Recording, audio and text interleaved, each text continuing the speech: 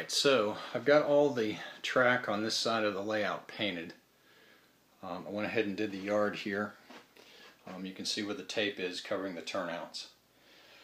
One thing I realized that I should have done before doing this was fill in all the spots where, excuse me, I had to cut ties out. So I'm going to have to come back and put those ties in, spray those sections later. But anyway, that's got this side of the layout done. It only took, gosh, I don't know, less than 5 minutes to do this. And I had my little movable screen here. It actually worked out pretty well. You can see down in the area where the scenery was already in that nothing was, there's no overspray up there. There's a couple of brown spots on the bottoms of the rock there where I think it went under the thing, but under my mask. But it looks good. So that's it for tonight, and I'm going to continue painting the track. And now I've got the entire layout painted. This is coming around from the yard area, past the big green mountain, and I've got all the track painted here. And you can see the tape over the turnouts. As I said, I'm not painting those. So I'm also not painting the bridges. You know, at this point I may decide to do that later, but right now I'm not going to. Back on this side, where I've now got all the trains that I had on the track parked. Let's see if we can get a shot here of the top of the track. So I've got all the paint cleaned off the top of the track. And you know, for some of you it may be a rather unorthodox or kind of nerve-wracking process, but I just use sandpaper to take the paint off the top of the rails. And I've got some, it's an old piece of what used to be 100 grit. I don't know if there's 100 on there or not. You know, it's probably a lot less than that, but it works really well. You can see the tops of the rails are very shiny. And now I have brown ties. And it also helps to tone down some of the differences in the cork as well. So I just finished this side. You can see I've got my backdrop covered here with my poster board. And one thing I'm thinking about doing, actually fairly seriously, over here on the area where my town is, just let me move some things out of the way so you can kind of get a look at this. Tell me what you think here. These are those instant backdrop buildings that I think I may have shown you in a previous video. I need about 6 feet of backdrop over here next to my auto plant, which is covered up right now. But these are some of those retaining walls that TN Shortline fan gave me. There's also, this is an N-scale tunnel portal here.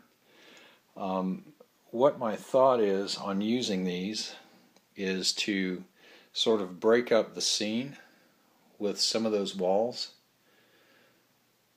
so that there's a reason for the buildings not to match up. So zoom back out here a little bit more so you can get a better view.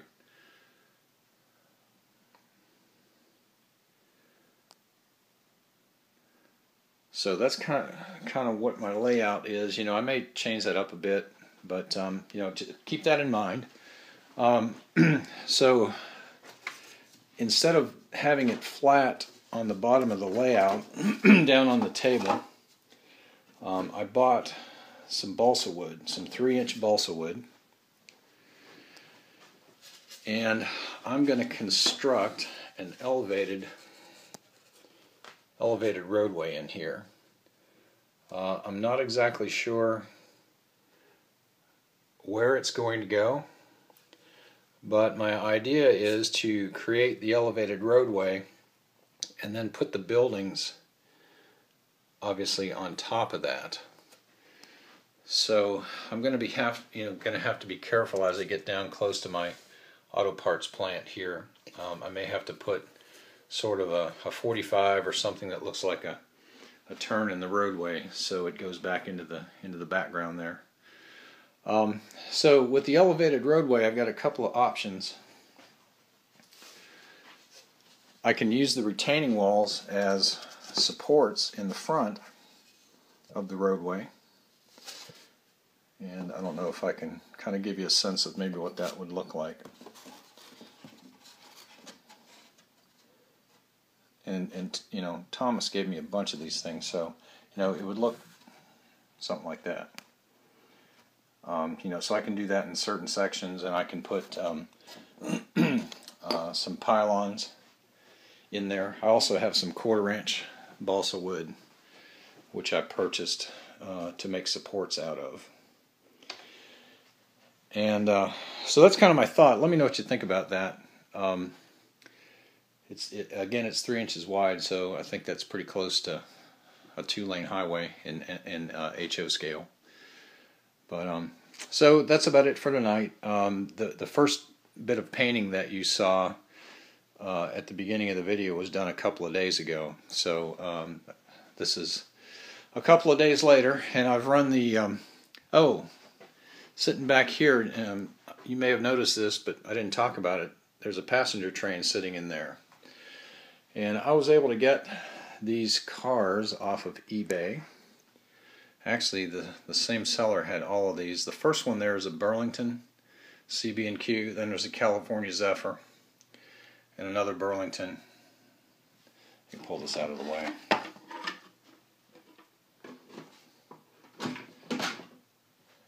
And there's a couple of Via dome cars in there. And I have a tail car, a CB&Q tail car, Burlington Zephyr, on its way. So I'm going to start out with 6, and that will go behind my Western Pacific A and B unit over there. I'm going to probably definitely repaint the Vias and decal them for Burlington Zephyr, or I'm sorry, California Zephyr. And probably among the Western Pacific CB&Q and Denver and Rio Grande Western, I can, you know, decal those up so that I'll have an assortment of cars on there. So you know, just to add a little bit of interest as far as a passenger train. But so that's my current list of projects. So now that I've got my track painted, I'm going to begin with the scenery, and I think I'll just take up where I left off back over here and start up the hillside. And so what I did, let me show you this as well. I keep thinking of things that I've done and not talked about, at least on video. I have this huge container of ground cover, and how I got that was I had multiple assorted bags of ground cover. Dark green, light green, almost a yellow. I've got some sand in there, some fine ballast, and I just poured it all in this one big container and just started mixing it up. You can see there's some light right in, well, anyway, right in this area here, very light colored. That's some of the white sand that's in there. But I thought, in order to you know, in an attempt to try and keep the scenery uniform, I would just mix all my ground cover together, and as it comes out of the container, just because of the different layers of material in there, and I don't know if you can see this or not, but there's some brown in here as well. That's some of the light colored ballast. It's going to be very the ground cover will vary. It's not all going to be this green color, but as it comes out, it'll naturally vary just because of the way it went in there. And I'll probably poke some holes in the top of this and make a giant shaker, or I may try and transfer some of it into some of those smaller bottles. This thing's a little bit heavy to handle. It probably weighs, I don't know, somewhere between 5 and 8 pounds, so it's pretty heavy. But so anyhow, that's kind of the next project. So once my track dries over here, I'll go ahead and sand the tops of the rails and get the paint off. And then obviously I'll have to test it to make sure I haven't left any anywhere. And once that's done, then I'll move the trains to this side of the table and we'll start on the scenery. You know, I'd kind of like to get my elevated roadway done first, and get my backdrop up over there just to see how that looks. And I'll go ahead and do another video on that. So in closing, I just wanted to thank all of my subscribers. I went over, exceeded 1,000 subscribers this past week. And, you know, that's, it's humbling, it's flattering, but, you know, again, it's also satisfying to think that, you know, there's 1,000 people out there who appreciate what I do and obviously enjoy watching my videos. You know, I don't try and produce professional looking videos. You know, this is just how I do it. And I'm glad and certainly appreciate all of the support and views that I've gotten. And, you know, we'll go on. One thing I've got to do is, you know, I've got to name the layout. I've been titling all of these videos my HO Scale Railroad and just tagging an episode number onto them. So I got to think of a name for the layout. Originally, a year or so ago, I was thinking of just naming it JCLX, which are the three initials of my grandsons, JCL, and then X for transportation. But my daughter had a fourth son. His name is Zachary, so now I've got JCLZ.